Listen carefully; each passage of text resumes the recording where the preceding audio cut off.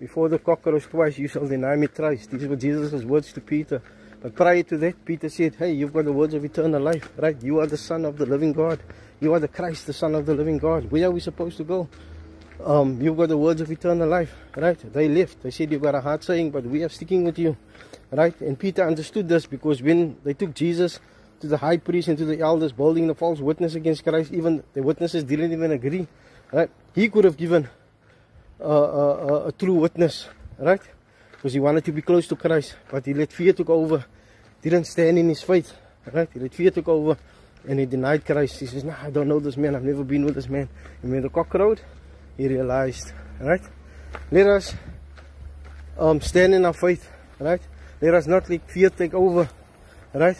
And let us not deny Christ, right? Because fear is the opposite of faith, right? And Paul says, put on the whole armor of God, right? Stand firm in your faith. Put on the whole armor of God, right? The breastplate of righteousness, the helmet of salvation, the belt of truth, the shoes for the preparation of the gospel, the shield of faith, right? These are not just an outfit you put on, but it's a lifestyle that we have to live. And he says, above all, pray, right? Stay connected, right? Stay connected to the Master, right? Always be in a communication, always walking up and down to the Master, right?